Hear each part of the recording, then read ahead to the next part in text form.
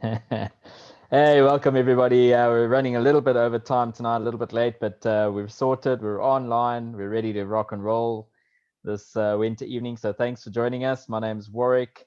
I'm the founder of Beware. We do all things honey and bee related, plus a couple of other hidden passions that are in there.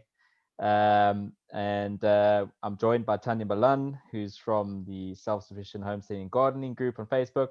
We partner up on this on the Zoom talk regularly. Hey, we only don't do the end of the month really. So yeah, welcome. Thanks for joining us, Tanya.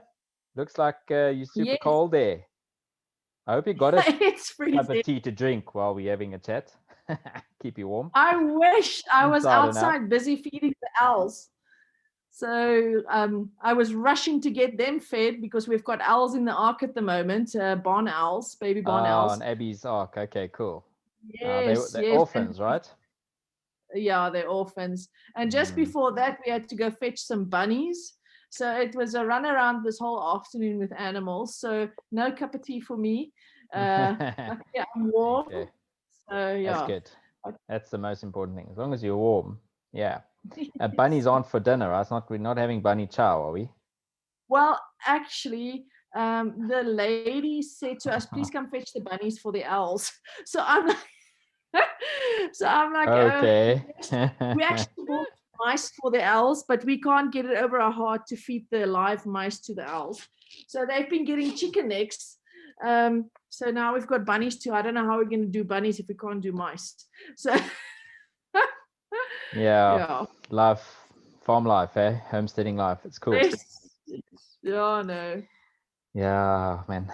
Ugh, yeah. Okay, so now June. June's here. Winter is here, and it's most cold. freezing. It's cold out there, and it's Yeah. cold inside, cold everywhere. So flus, colds, COVIDs, all sorts of funny malarkeys are about, including dry skin, dry heels, dry hands, fingers, that sort of thing, chapped lips, the whole toot, right? So, Yep. what are we doing? What's the easiest thing? What do you reckon is the easiest thing for you? I mean, I've got a list of things that I'd like to this, because some takes a lot, long time to prep to make stuff, homemade remedies for winter. Some stuff's really quick and easy. You can do it within 10 minutes, 5 minutes, right? What Well, I what do you have think on your list? the easiest and most common thing is a ginger, honey, and lemon tea. That's like the quickest, and it's Ka-ching. a good, yeah, exactly, and it's a good immune builder. So definitely something that everybody can do. Yeah, Um, and the prerequisite, of course, is a nice teacup. You see the teacup in my background because love tea it. tastes so much better in a nice teacup. Mm. So yeah, Barry, I'm seeing you there. Andrew, Yeah, great to welcome, see guys. everybody. Tabisa, Palesa. Sorry, I'm just seeing the names here, and I thought I haven't said hello. So Mm. yes, yeah. So definitely back to the teas, the ginger, lemon, and orange, lemon and honey tea, Lemon, and honey, yeah, ginger. Yeah, perfect.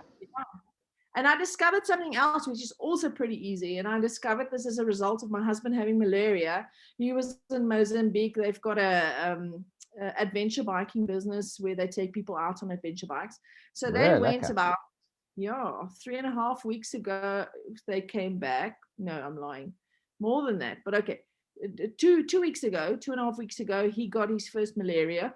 Um, Way. and then he got better. And then Mm. on Friday, he got sick again.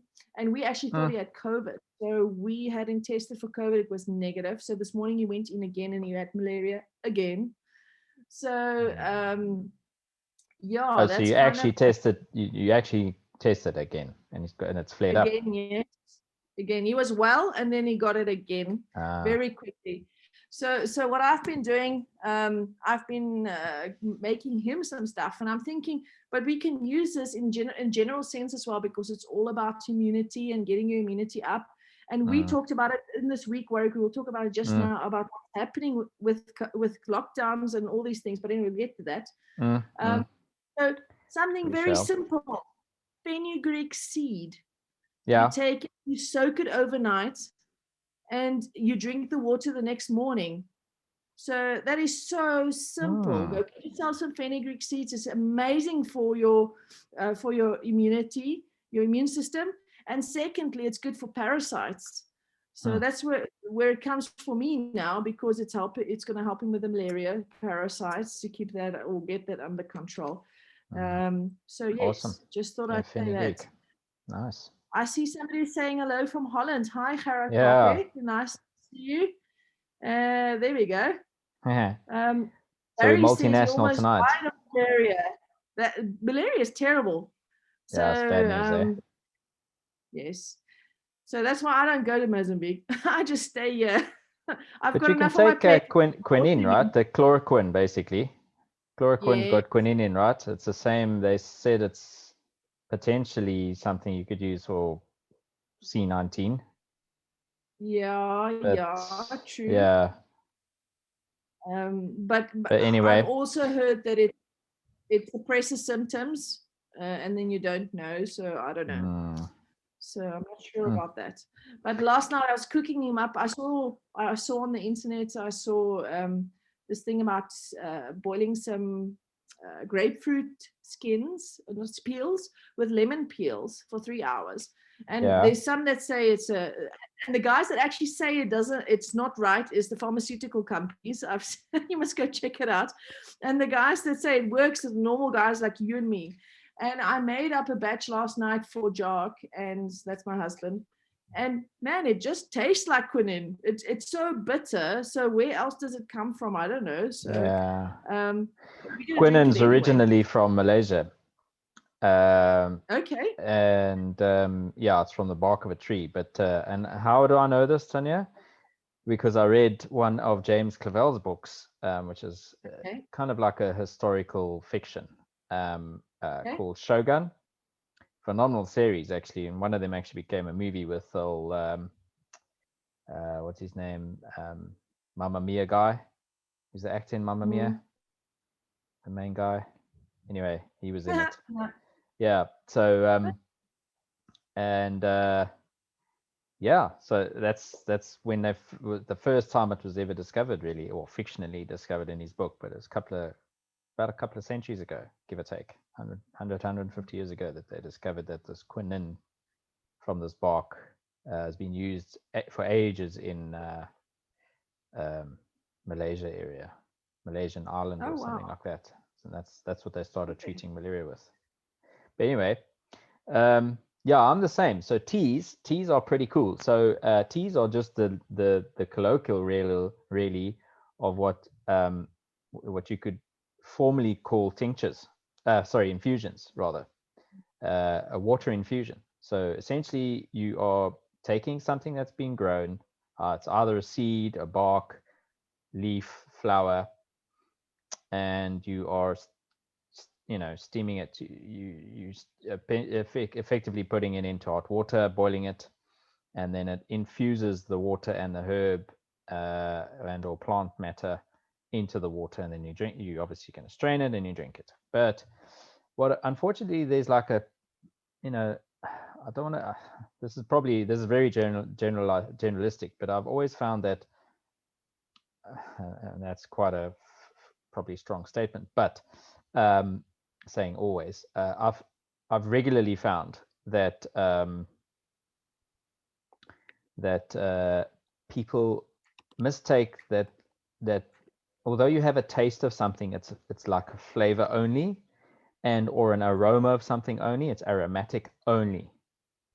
So generally what ends up happening, right, is, so somebody could say, I'm going to have some lavender tea because it tastes a little bit nice and it's a little bit medicinal, makes me feel okay afterwards, and smells nice, But actually, all of those things are true. But lavender is also really good for things like, it's a mild sedative.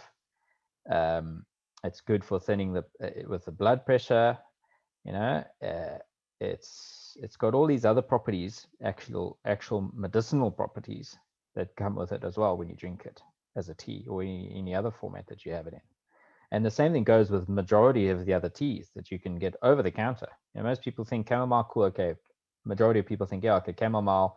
They're aware now that chamomile, if you drink the tea, or infused water, it's going to have a bit of a mild sleep kind of inducing effect on you, right?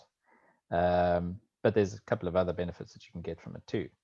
But the same thing goes with things like having, like you just talked about, you were talking about having lemon peel and, was it orange peel? Grapefruit. You say grapefruit. Grapefruit. Yeah, so grapefruit peel. Same story. It's going to have benefits in it, not just the flavor or the aroma, right? And exactly the same thing happens when you infuse oils. If you take, say, for example, anything like lavender, rosemary, and you infuse that into an oil, just anything like an olive oil or even a sunflower oil, now it's going to have a flavor. It's going to be flavored or taste different. It's going to taste of that particular ingredient or material. It's also going to have an aroma, but you've also effectively embedded it with and embellished it with the medical or medicinal rather properties of that particular ingredient too.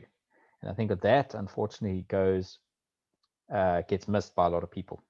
You know, they only pick up on the aroma, they pick up on the flavor, but they don't necessarily relate that there's actually a medicinal embellishment going on as well in these processes. And that's why, you know, I don't know if you know anything about the geishas. Do you know? Have you heard about geishas before? It's probably we can't get too deep into it because it's a PG conversation. But anyway, geishas are kind of like they were the entertainment. To put it politely, they were entertainment for Japanese samurais and stuff like that, especially. Oh, the white-faced ladies. Now, they, amongst other kind of traditions in the culture, right, would also, a lot of them would have the foot, the wrapped foot thing done. Have you heard about that? Where they get their foot wrapped so that effectively they have, you know, shoe sizes this small because it was nice and quaint and it was apparently culturally sexy and attractive. In addition to that kind of culture, they or traditional practice, they would also need, you know, have to keep themselves exceptionally lean and thin, you know, and to do that, they would more often than not actually their diet would be based on teas alone and very few other things. So soups and teas, essentially cutting down a massive amount of calorie intake, basically, but still able to get the nutrients that their bodies required, right? And they were able to do this by drinking different kinds of teas and having different kinds of soups, and a soup essentially is just an infused water as well, you know. It's just that instead of actually using traditional tea type ingredients, you putting in here other kind of ingredients as well. Now you're talking about things like potatoes and carrots and turnips and whatever else is as well in there, but essentially it's the same thing. You're infusing the water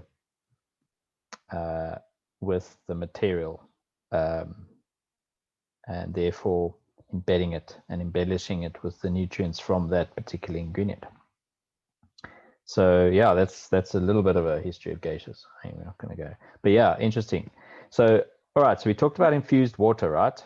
Teas. Yeah. Well, I want to do something else because you touched the subject now that I want to touch. Yeah.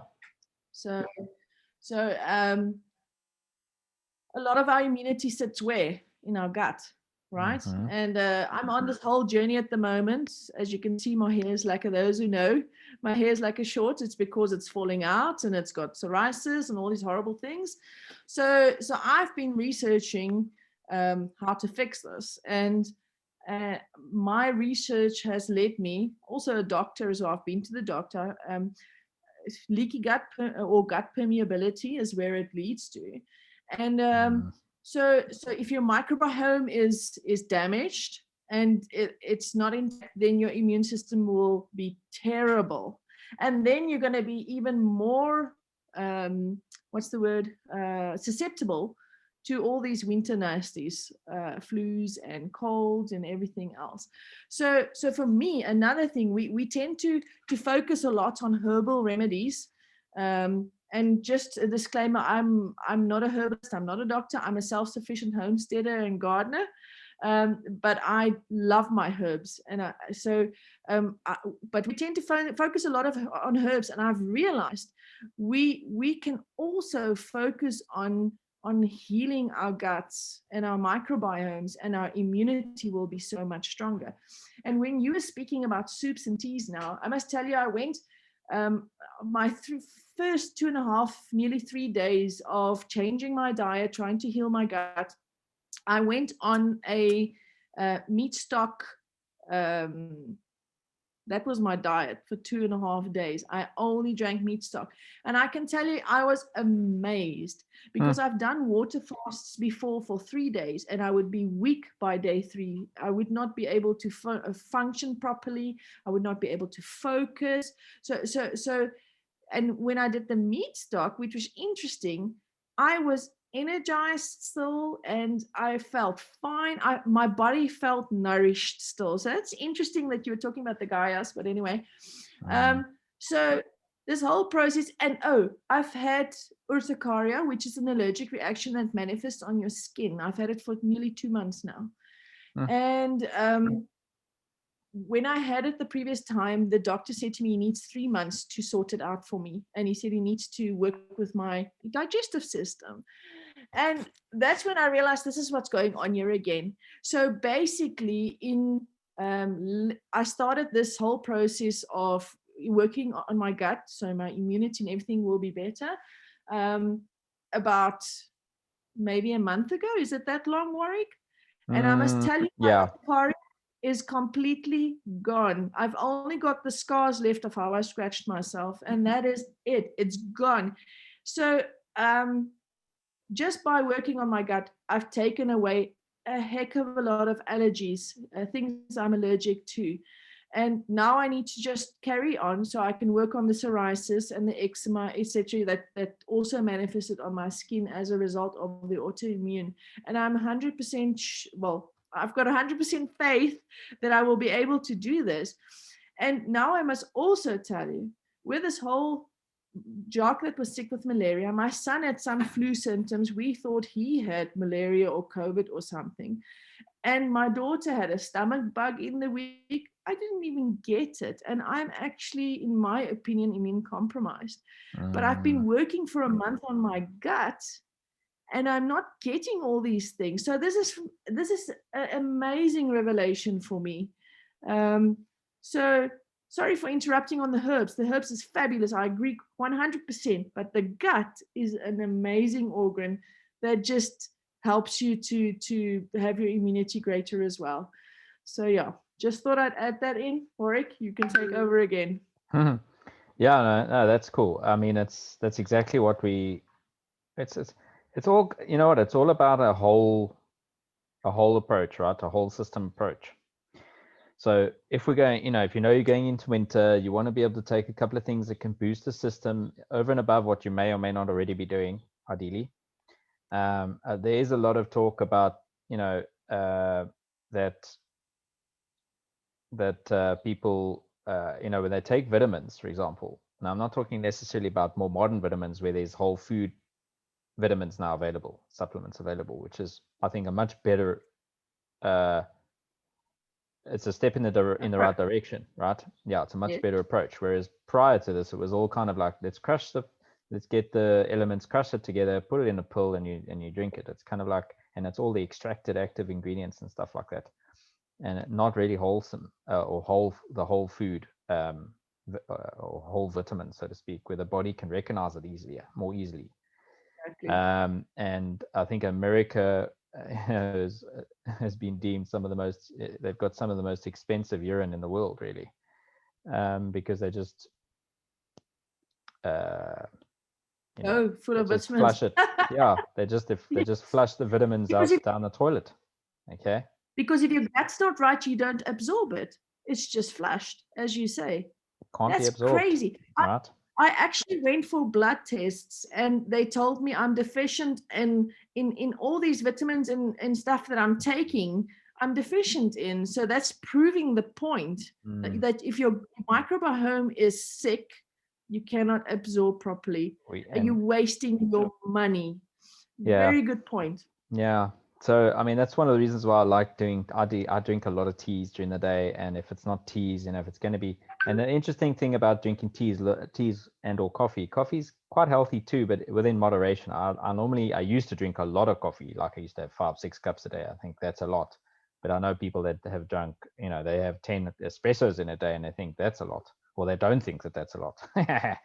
But I think caffeine in moderation, like 1 or 2 cups a day is probably pretty good for your system. But in between and before and after that, I usually switch to teas, and I'm like, depending on what time of day it is and what I'm kind of looking for in the day, I'll vary it up. So when after my first coffee, which I have in the morning, and I also take a big jug of water at the same time just to get everything going in the system. Then I kick in like a rooibos or a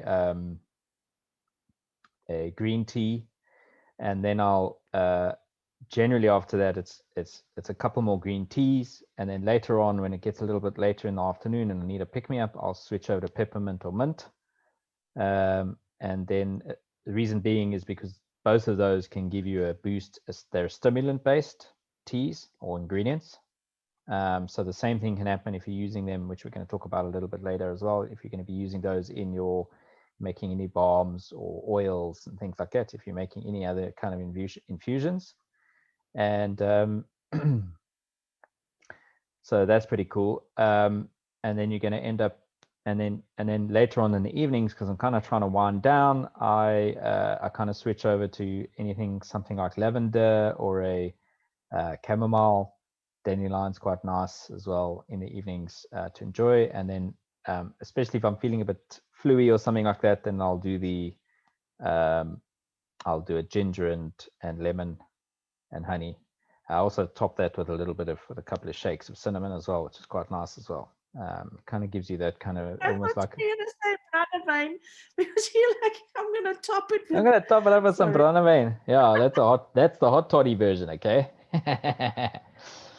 But yeah, so so depending on what you want, also what benefit, what aside from aroma and flavor, what other kind of benefit are you going to be giving your body by taking these teas? Okay, always give that a consideration. So in terms of health, boosting health, and especially immunity, so things like acai or acai, things like echinacea. I drink a lot of that during the winter period, echinacea tea.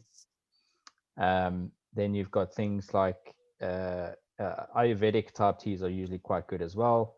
Anything that's got, so lavender will be good, rosemary would be good. I haven't really. And we tend to disregard something like rosemary because we think it's culinary, but that's the point. Yeah, it is culinary, but there's a reason that it's culinary. Yeah. It has a specific taste and flavor, but the basis of that is because of the ingredients, the content that make up lavender. What's in it? The oils. Yeah. And anyway, so that's infusions of water, right? Now we can move over to tinctures, which are usually alcohol based. You can try and do a water based infusion, but it's not very efficient. It's not very efficient at all. But and the reason why I'm mentioning that is that some people, for spiritual reasons, can't necessarily go the alcohol route, and or perhaps they for personal reasons need to avoid alcohol. So it's a bit of a difficult one, but you can do infusions of oil, infused oils. So if you go into the shops and you look at any oils on the shelf, normal oil, well, I see culinary oils. So you've got olive oil, sunflower, rapeseed, potentially grapeseed, or hemp even. Any one of those in the culinary areas. If you look just a little bit left or just a little bit right, you're going to see all the chili-based ones. Those are infused oils. Anything that's taken a base oil or a carrier oil, which we're also going to talk about a little bit later, also carry their own digestive benefits, if that makes sense, or medicinal kind of benefits. They're going to have some active ingredient in there that's going to affect your body, okay?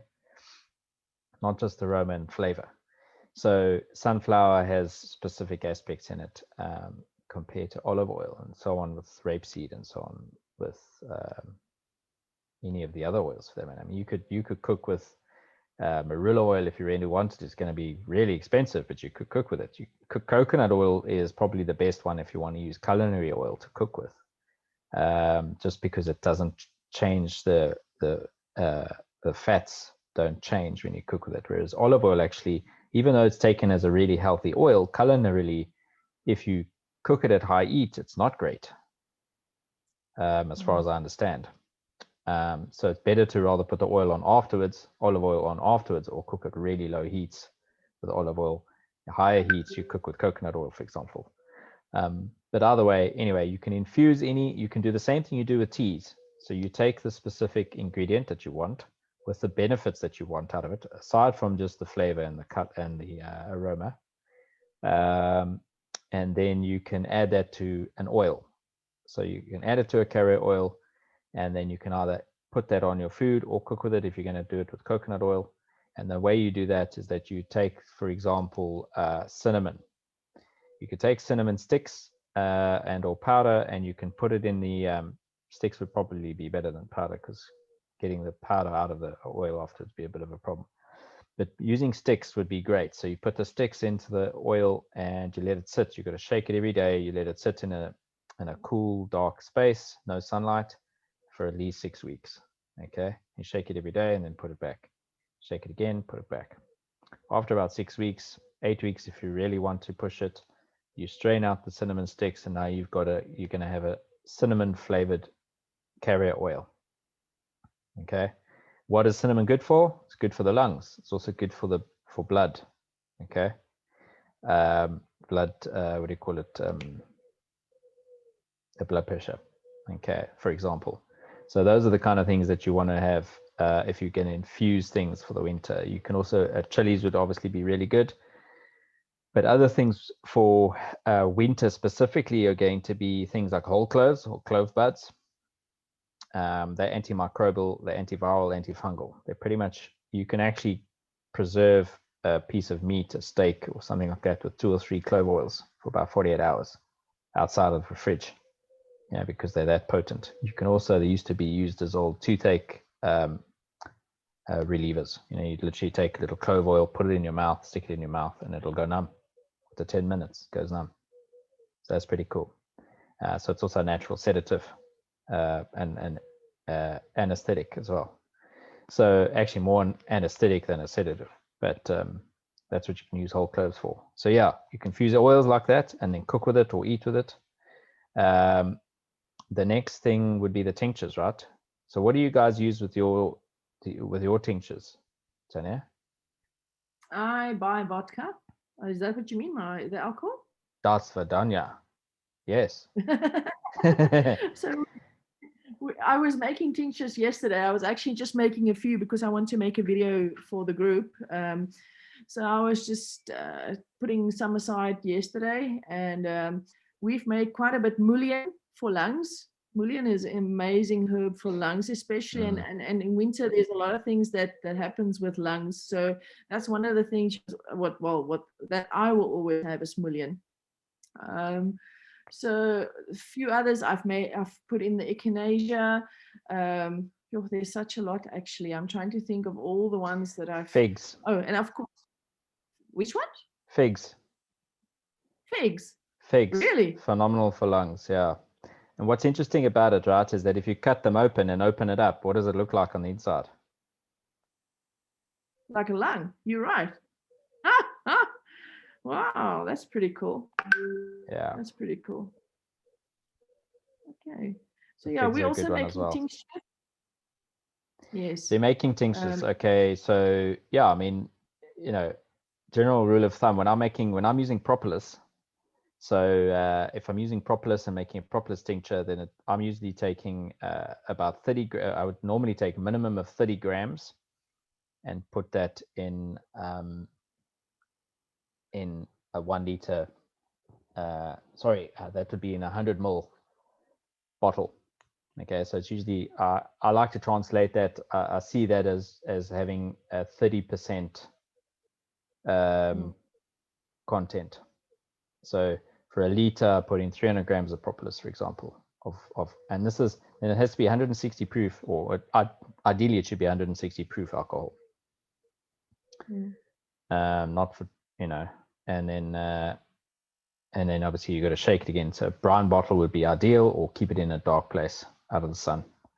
Got to shake it, leave it in there for about 6 weeks again, and then you can and then you strain it, and then you now date it, label it, and that should last years. Doesn't, because it's in alcohol, it's not likely to have much of a it'll be finished before it has a shelf, before it expires. And of course, Warwick, winter is upon us, and if there's people that don't have time to wait 6 weeks, there's the double boiler method. Double boiler method, yeah. So you can do the double boiler method and do the heat process, which is cool. You can do the same with infusions, but you do use a low heat though, right? So you can use a low heat on that and and then you literally have to let it, it's got to simmer for hours. I'd say 3 to 5 hours. With alcohol, obviously, it's not necessarily going to have a reduction, but if you're going to use oil, if you're going to infuse oil with the heat process, you're going to have a reduction over that period of time. So your oil, you potentially going to have a small reduction over time with a double boiler. But yeah, it's pretty awesome. I've done that. I've made some phenomenal oils with that, healing oils, more skin oil but you could have eaten it as well. It was all edible stuff, but I made some phenomenal herbal oil infusions for skin conditions, even just for your face, but largely for wounds, scratches, bites, sores, that kind of stuff. And that took about 5 hours of brewing. and I loaded it with two rounds of ingredients, or the same amount of ingredients. I loaded it twice. So I put in my lavender and whole cloves and rosemary was in there as well. And then so I load that up in there in the original container, and then I load it up, and then I let it go for 3 hours. Then I do the same thing again, load it up with the same ingredients, same amount. I obviously strain the original, do it again, second round. So it ends up with about 5-6 hours there of infusion in oil. But the cool thing is that it lasts, that lasts long time. It doesn't really go rancid, especially if you're using something like olive oil, But the tinctures are pretty cool. So you can use propolis. You can use alcoholic-based tinctures. You can use hard ingredients. So you can use things like the cinnamon barks and cinnamon sticks. You can use whole cloves. You can use all those sort of things and put them in the cold or the long period process, or you can stew them, basically, let them steep in a hot in a double boiler, which is pretty cool. So, and this is how people make mulled. Mulled wine is essentially a medicinal alcoholic tincture. Most people don't realize that what they're actually drinking is a medicinal product. Okay? It's like, I heard Jägermeister. Apparently that's herbs with alcohol. It's an alcoholic based, it's a health drink that's alcohol, that has a alcohol level in it. Yeah. Okay, well, Warwick, you've got a question from Gerard from Holland. I take propolis from hives, it is always mixed with beeswax. How do you refine the propolis to get the proper 30%? Yeah, that's a difficult one, because in order to get the beeswax out, you need to heat. You're going to need to heat it just to say 65, 70 degrees. And the problem with doing that is that at that point you can be damaging the propolis already. Propolis is quite adverse to heat. So my thing with that is that essentially what's going to end up happening is it's going to break down in the alcohol anyway. So you might want to just add an extra 5% in. or 5 grams or 50 grams in this case, if you're unsure of what the ratios of wax to propolis is. Just add an extra 50 grams just to compensate a little bit for the the impurity or the additional beeswax, let's say, in your formula. I think that'll sort that out. You can always just say that you have it, you've added extra to it if it's for your own personal use. You've added extra, so you've actually added 350 grams to 1 liter formula, but then label it as saying that EA, what is it called, approximate EA of 30% propolis in the mix. But yeah, unfortunately, it's quite difficult to get the propolis out. You can't really get the propolis out without damaging the getting the beeswax out rather of the propolis without damaging the propolis. Beeswax on its own, though, you can heat that to melting point. It's which is about 70 degrees, 72 degrees or so, without much harm done. Obviously, you can also burn beeswax. So that's why I always double boil in water. So you can never go past the boiling point in water when it's submerged in the water to protect it. Yeah. All right. So yeah, so we covered a little bit about tinctures. You don't have to use vodka, by the way. You can use wine. The only trouble is obviously wine. The alcohol level in wine is not anywhere near that in vodka, so you might be very, very disappointed, or pleasantly surprised, because you can definitely drink more wine than you could vodka per se, and get away with it. Last the same. It would last the same. Warwick, it would last the same. Like with a vodka, the alcohol content is high, so your shelf life. Yes, the shelf life would be much longer with vodka. Okay. Okay. And a lot less, a lot less in the wine. Said just take double. That's my thinking, eh? That's exactly it. Yeah. Sounds great, man. Welcome, Beck Keesway. Thanks for joining us. Yeah. Okay, great. So, Warwick, there was another comment. Sorry, I'm interrupting. There was another comment by Barry. It says his kombucha was good for his gut, obviously, and that's good for his immunity. And he lost 25 kgs. Good grief. Brilliant. I want to start drinking kombucha on a serious scale now. But anyway, talking about what Barry is saying, there's another thing for immunity as well. Once again, to do with the gut. If you can get yourself some kombucha or some water kefir or some milk kefir, which are all probiotic drinks, and those will feed your microbiome and help heal your gut. And once again, your immunity will pick up. So those are also good things to have for winter. If you don't have other remedies at hand, go find yourself one of those drinks and start drinking them to build your immunity. Yeah. So, yeah, and I mean, look, you could also infuse water with fruits and things like that too. But I mean, I think you lose, because if it's just plain water, you're not going to have a hell of a lot of amount being drawn out. But there are recipes for if you're not heating it, right? Yeah. But you can put in lots of fruit and leaves, soft stuff, basically. Put it in the water and then strain it, right? Why not water, kefir, and kombucha? Because you can second ferment water, kefir, and kombucha, and you put fruit in there. Yeah. And you make the most delicious drinks, and it's very nutritious. So yeah, and you can blend. You can blend it, right? What do you call it? Making a thingy. Smoothie. Kombucha smoothie. Yeah. What do you say about that one, Barry? That's the plan. I used to do loads. I mean, during the in the winter, I used to do tons of smoothies.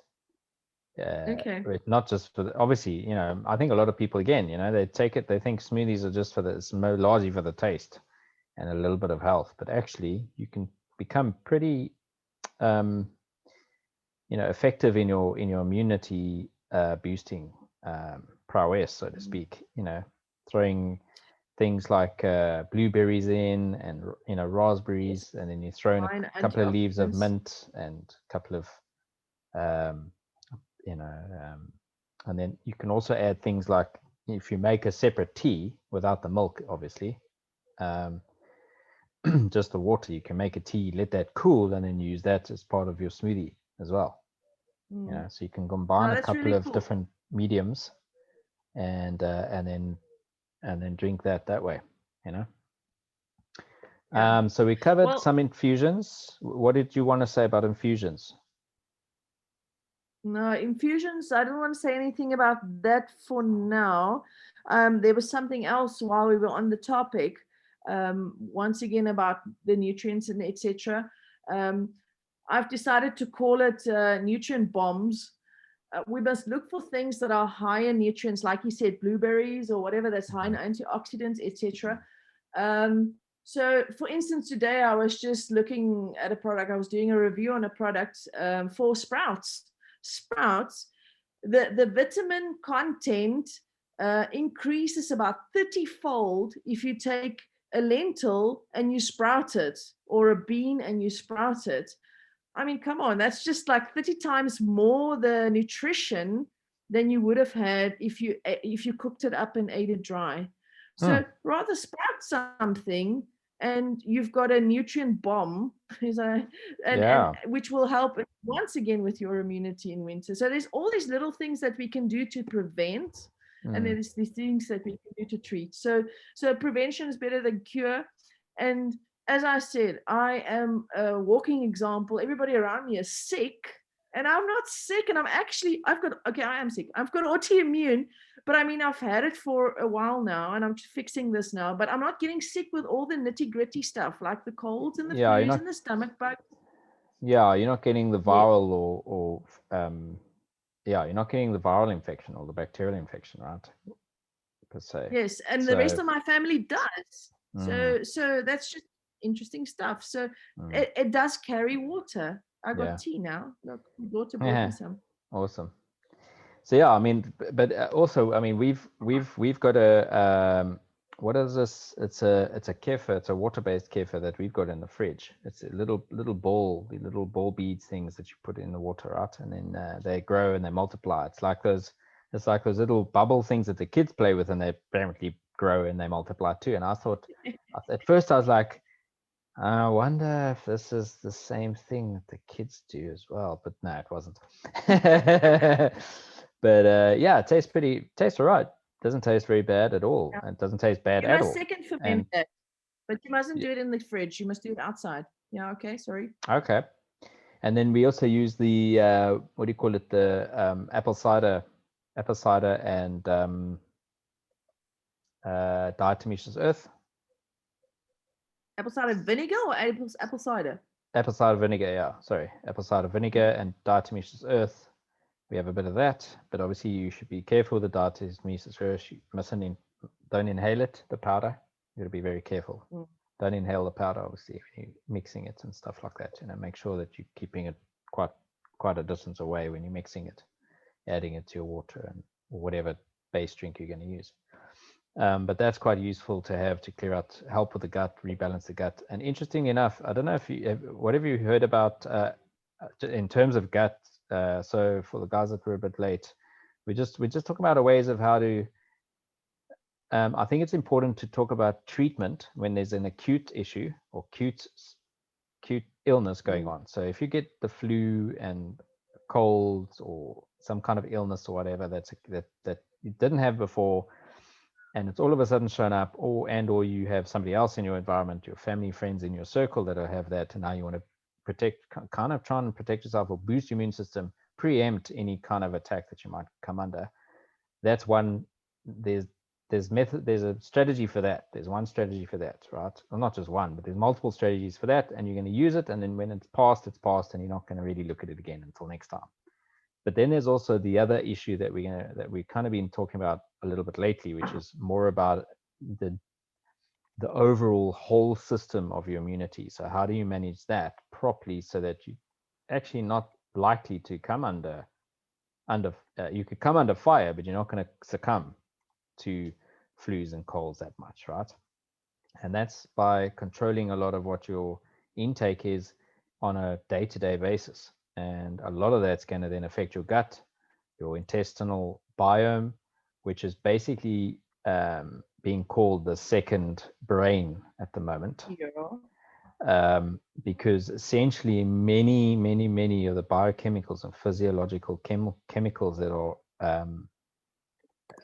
produced in the body is done so from what is happening in the gut.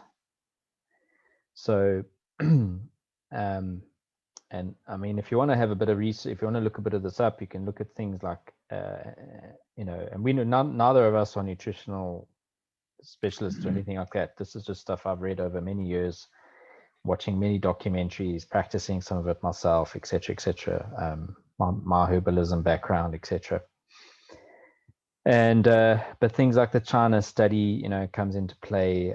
If you want to look that up on YouTube or watch the documentary, I think it was on Netflix at one stage. I'm not sure if it's there anymore, but there's a lot of talk, a lot of people showing how our intestinal tract is essentially able to change or be changed within about a 3-week period.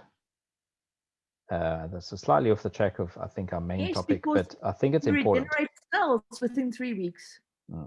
Crazy cool. So one of the studies that was done involved South African rural people, actually, and they took stool samples from and intestinal samples from South African rural people, and they compared it to the average Joe American. Okay, and the average Joe American's samples came back basically toxic levels. Okay, they were pretty much toxic to themselves.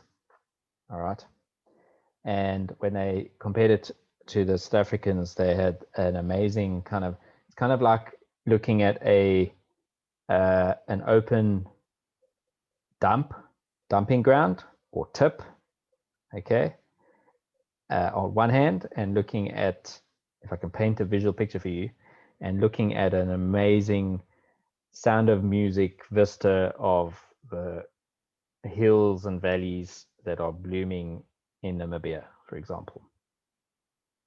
That's kind of the visual aid here, okay, between what was happening with American gut biome and all the little bacteria going on in there, the toxicity of that bacteria, versus what was happening with the rural South Africans, what their bacteria look like. And what they did is they switched their diets. So they took what the Americans were eating, generally speaking, and they gave it to the South Africans, and then they said to the Americans, you got to eat what the South Africans are eating. Okay, and it took just 3 weeks for their biomes to switch over, where basically the South African biome gut test samples became much higher on the toxicity levels than they were before. In fact, almost reversed. And the other one, the Americans, actually became much more healthier and a lot less toxic. So that was just, when I read that, when I saw that, I was just blown away. So anyway, getting back on track. So it's important, I think, to do a day-to-day have a day-to-day strategy around making sure that you're taking in things when you eat and when you drink that's going to balance out your gut. Okay, and I like to do things like activated. So I've heard of activated charcoal a while back. So every now and again, I think once a year or so, I take some activated charcoal. And what this does is it attracts any of the heavy metals in your system. So you can also get activated charcoal toothpaste, by the way, now as well, for the same reasons. It's actually quite good for your teeth and stuff like that. But what it does is it basically attracts and absorbs and binds to any heavy metals in your system, which could be from your water supplier through the pipes in your house and or your council or your local municipality.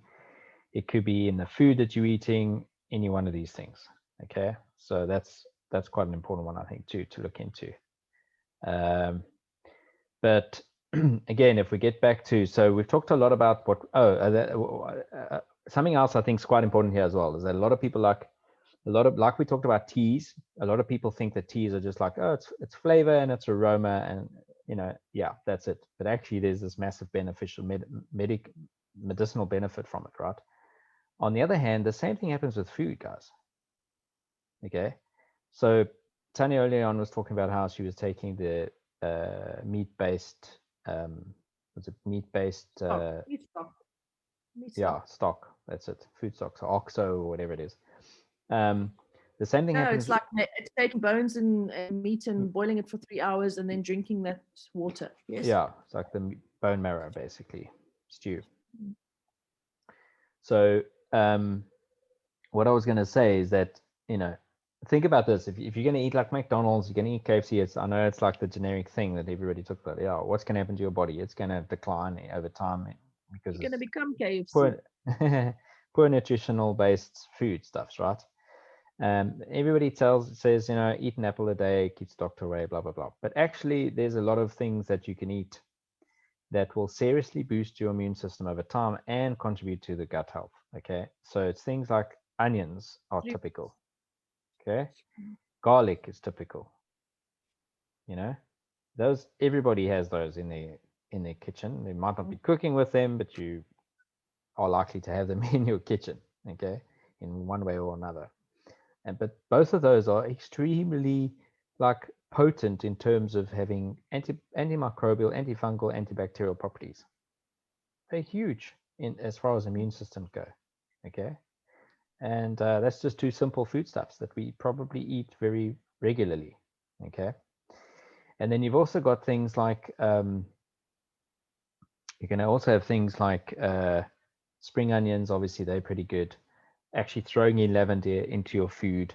And then you've got all the other different herbs and spices that are probably in your kitchen that you are eating or adding to your culinary meals, thinking it's just flavor based, but it's not just flavor based. Thyme, spice or herb has also got medicinal value. Okay. So you can include things like that in your foodstuffs, like when you're cooking with cinnamon, when you're cooking with chilies, when you're cooking with cardamom, when you're cooking with things like turmeric is a massive one. If you, and I know Tanya's just ground a whole bunch of turmeric to use as well, right? Ginger, yes. Phenomenal. If you incorporate ginger and turmeric in your meals, even if it's in twice a week, you're magic. You're doing better than 85% of the rest of the people out there. Okay. I always say rather have something than nothing. And that something will make a difference compared to nothing. And again, things like mint, that's going to be stimulative. It's going to boost your system, not only your system, but it also boosts your mood. So yeah, all of those things add their own flavors, but they also add their own medicinal benefits, which is cool. So then in terms of that's your internal. So we talked about kefirs, kombucha, easy to make yourself. We talked about mulled wine. We talked about infusions, tinctures. All of that's kind of like probably a little bit more specific type of stuff that you could take for more acute kind of processes. Okay. But I think the general thing now we could talk about maybe external remedies that people could use. Welcome, John. We've just been talking about specific acute kind of treatments that you could be using, and now I think it's important, and slightly touching on things where we're talking about generalistic.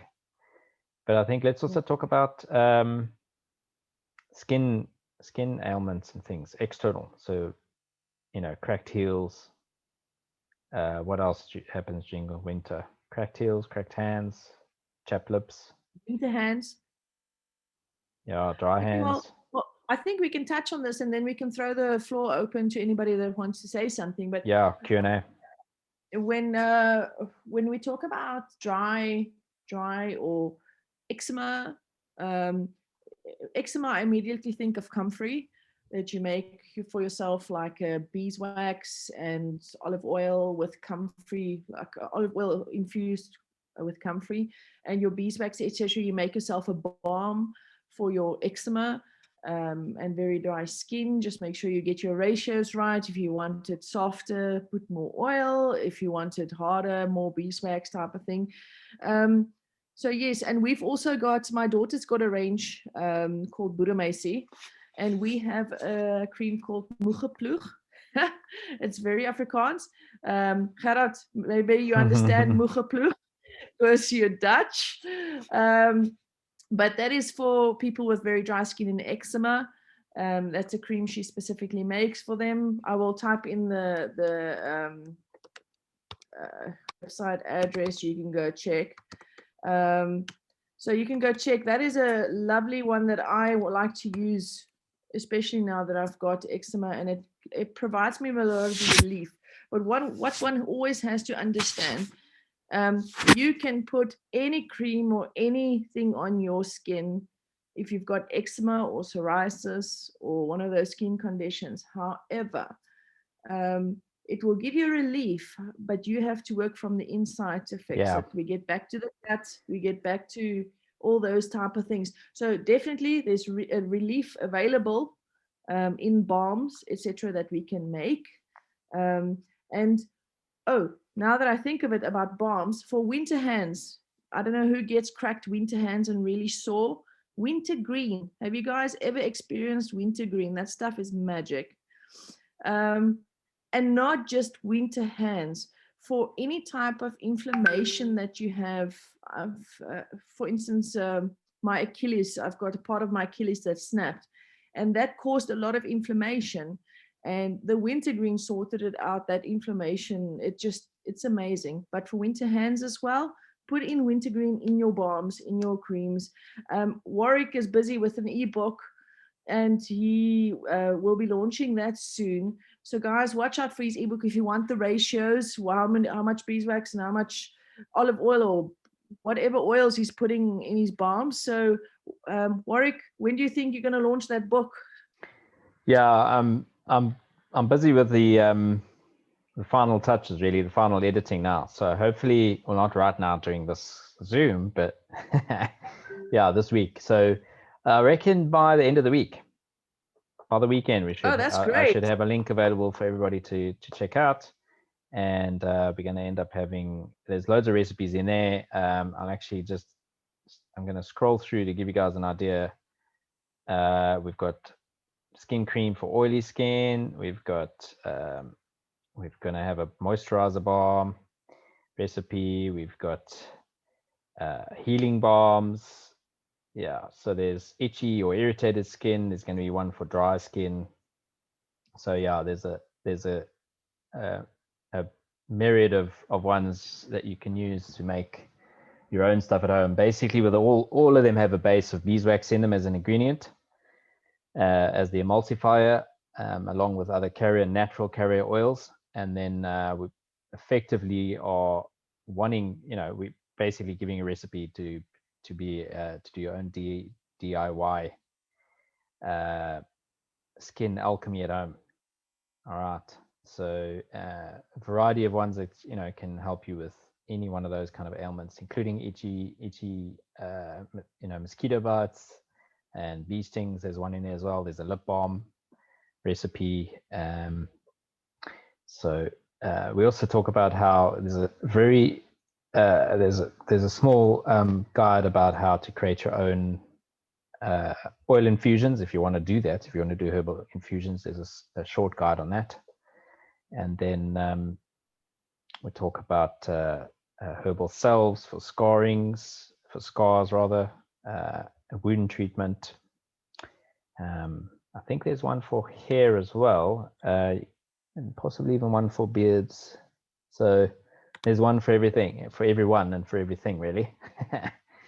So we will, we'll have that ready by the weekend, I reckon.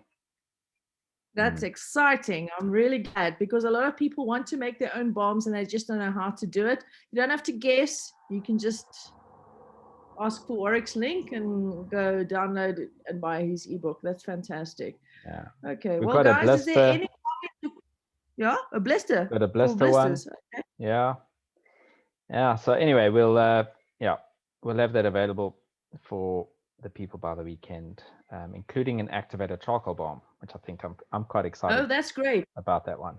And Warwick, the difference is I see John says that Vicks works for his cracked heels, etc. The difference between the Vicks and Warwick's products would be Warwick's is all natural. So it depends which way you want to go, all natural or more, what's the word?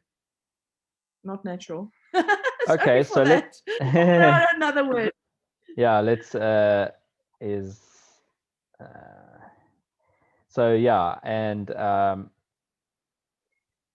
so what the problem with Vic, you said Vicks, right? Is it petroleum based? Yeah.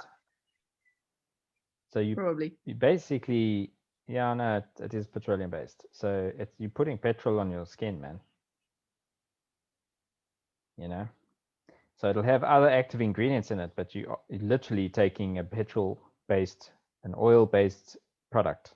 And when I say oil, I'm talking about the black oil, which, you know, and petrol based, it's petroleum based extraction. And you're putting that on your skin. It's the same with Vaseline. Yeah, the stuff works, but it's what are you actually doing with your skin there? You know, what are you putting on your skin? And remember, whatever you put on your skin, hey, gets absorbed within 5 to 10 minutes. So it's not just that it stays externally, even though it says for external use only. Whenever you apply that to your skin, it's going to be absorbed within about 10 minutes into your skin, and that gets into your body, into your system. You know, so it's one of the reasons why I went on this journey of herbalism 15, 16 years ago. I was fascinated by teas.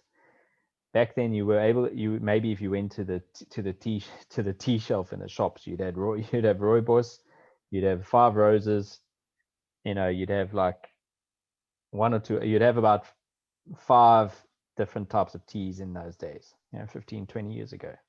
And I was like, hang on a sec, man, what about all these other teas that you can make? Because I was drinking all sorts of stuff, making my own stuff at the time.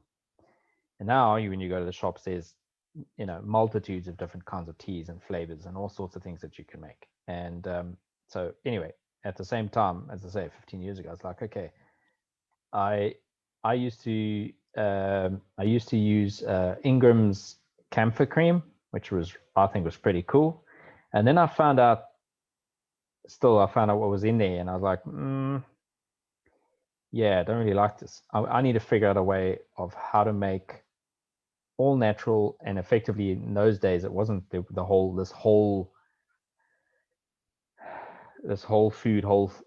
this phrase of whole foods and whole ingredients wasn't termed or coined back then. It wasn't trendy or wasn't a thing. It was just you either had the real thing or you didn't have the real thing. It was either natural or it was something that was extracted from most likely petroleum, right? That was your base.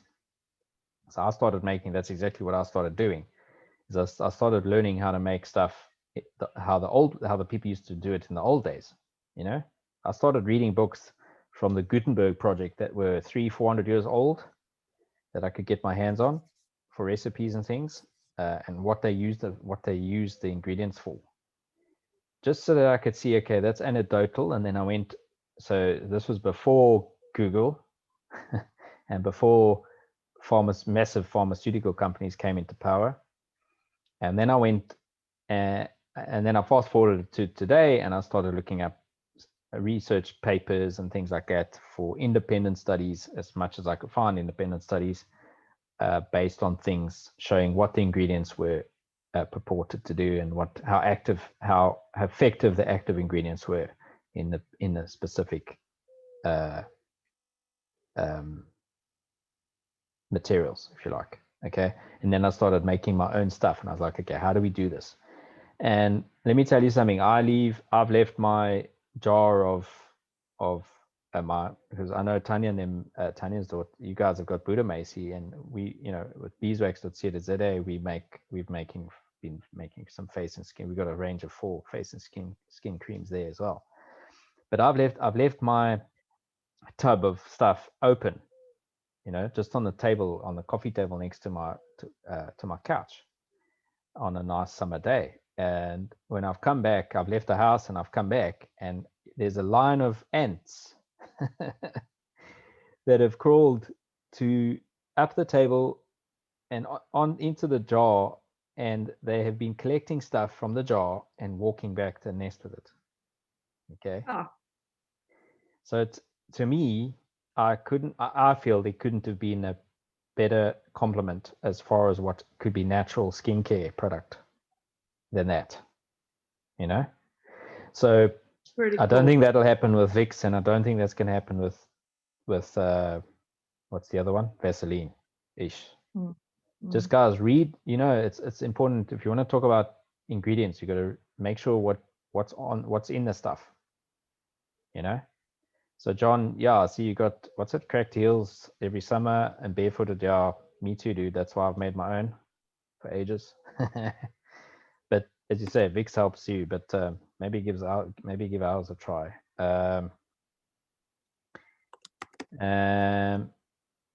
Yeah, it takes, okay, sandpaper. Wow, that's maybe a little bit drastic, eh?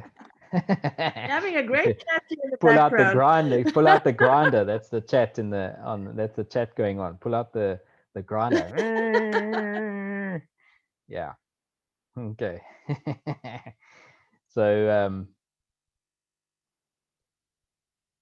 okay, so is there people with questions or suggestions that you want to share? You can unmute yourself. Anybody? Any questions? Any suggestions? Everybody's quiet. They love our voices, Warwick. pestle right. and mortar, man. Pestle and mortar. That's what is helpful to grind herbs, but it's a lot of work. Eh? It's good effort. You got to get some elbow grease going on there, and that's why I think, you know, one of the very first Zooms you and I had, Tanya, when we started this out last year between us, our collab, you know, our partnering. Yeah. I think we touched on 1 or 2 things back then again as well about winter and stuff, and we talked about the 5 blue zones in the world. Now, this was a book written by a scientist, researcher guy. If you guys aren't sure, the 5 blue zones or the blue zones are where people, their average lifespan is like 100 years in these areas. Okay, they are exceptionally long-lived, and it's not just 5 people in the area. It's like the general community live that long. Okay, and one of the biggest things was that these guys prepare their own food.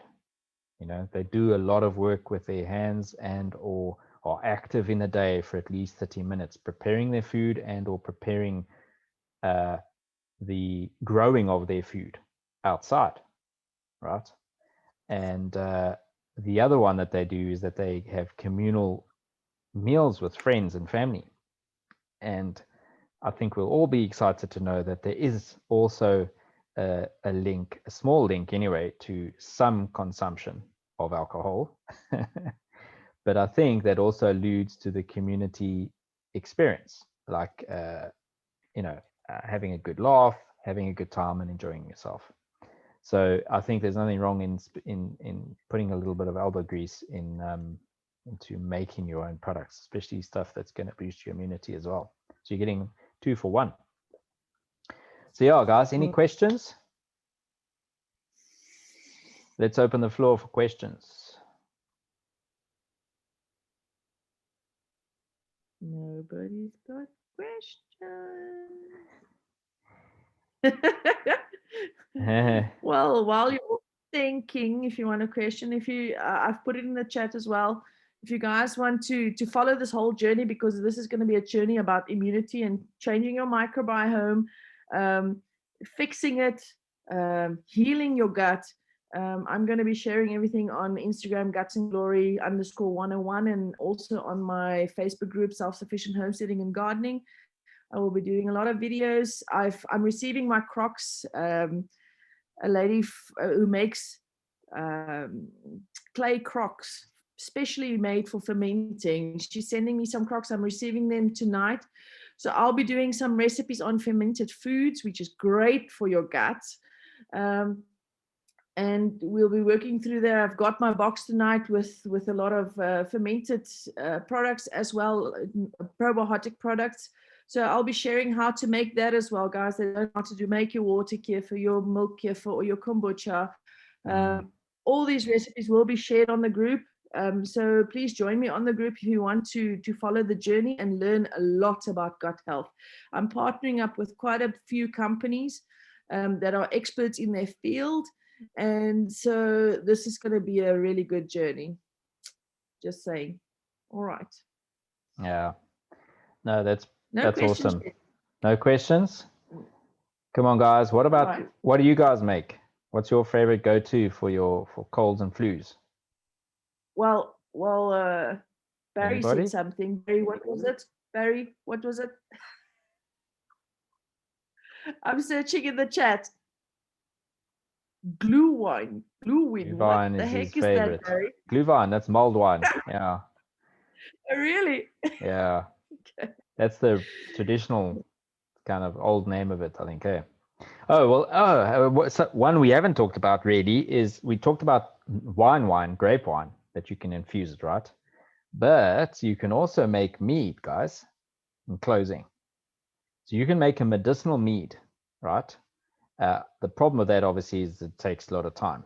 So what you could do is you could take honey, because mead is water and honey and a bit of yeast and whatever ingredients you like, okay?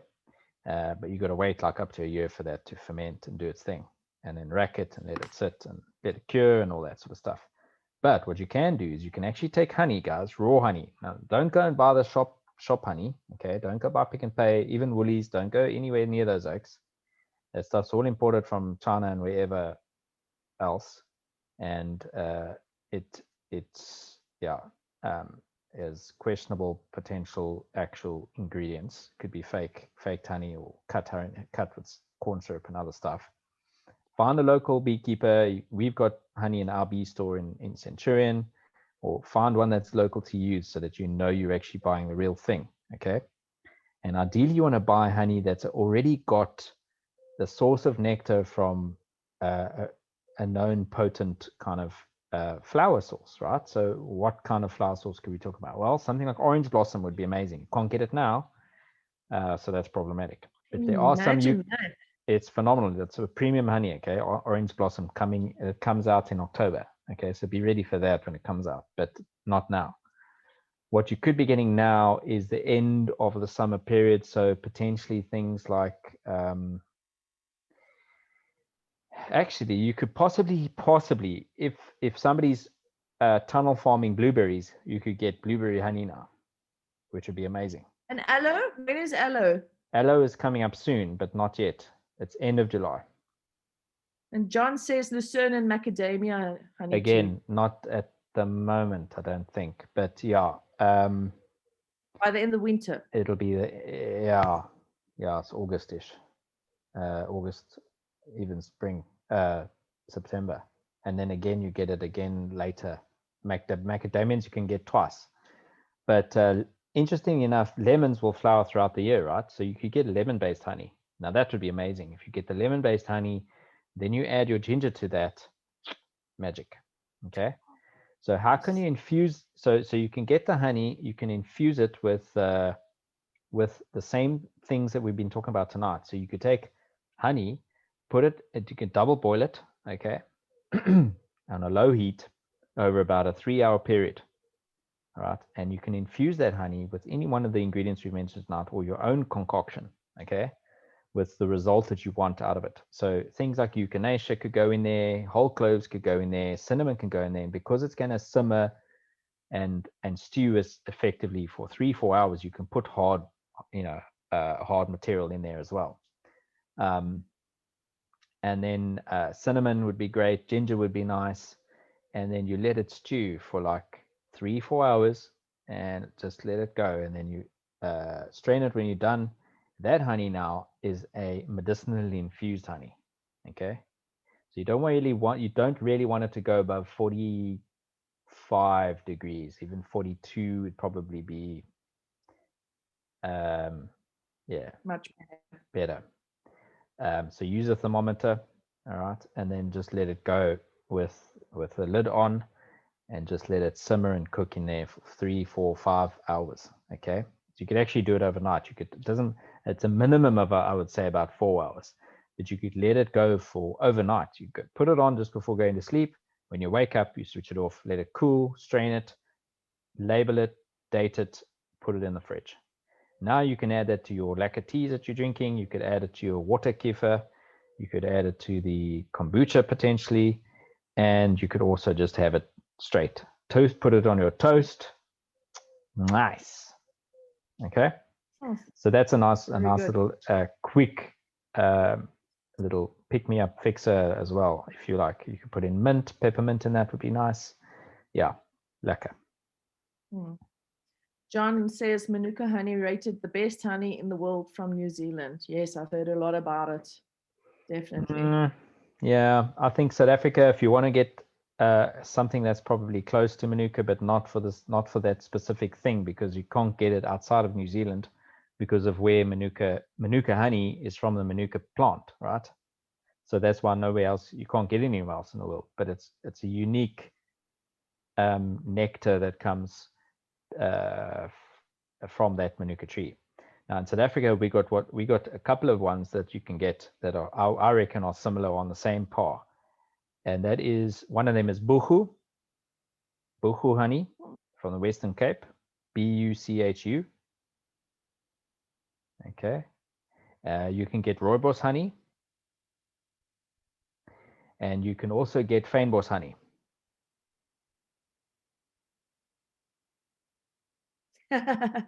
I'm laughing at Gerard. Yes, Gerard. So yeah. So if what Gerard is essentially saying, if we advertise rooibos and buchu honey like Manuka is advertised, then we probably get the same claim to fame as Manuka honey. So yeah, but yes, this has been a great talk. I really enjoyed it, guys. I don't know, Warwick, are we wrapping up? Yeah, let's do that. Yeah, thanks for joining us, guys. Anything else in closing from you, Tanya? I think we can let everybody know about the book that we're going to launch at the end of the week or early next week. Yes. Oh, those are nice hives, Gerard. That was a Gerard. Huh. Very nice. I also like seeing the pictures. So yeah, guys, I really think this was a good talk, and it was beneficial to us all. And we hope to see you again on our next talks, because we have so much fun on these talks. Oh, and we talk a lot. So we hope that you guys will join us again. We have it weekly, the first, the second, and the third week of every month. The fourth week we don't have a talk. But if you subscribe to the mailing list, which you probably have, you will get the emails to say when the talk is. So we've got our regulars like Andrew and Barry, our ink pirates, which we always see, which is great to see. So we hope to get some more regulars from you guys as well. So thank you for joining us, Warwick. Thank you being my co-host and me being yours. Yeah, and it was a awesome. great. Thanks. Yeah, you guys take care there. Look after the men. And hopefully you guys will get back on track soon, eh? With the malaria. Yeah, no. All right. And you with the guts. Let me know when your book arrives, eh? Yes, I will. All right. I will. Nice one. All right, guys. Take care. Thanks, all the best. You and have a great June. Chat to you guys next week. Bye. Bye. Bye. Tot ziens, Gerard. Yeah, I love it.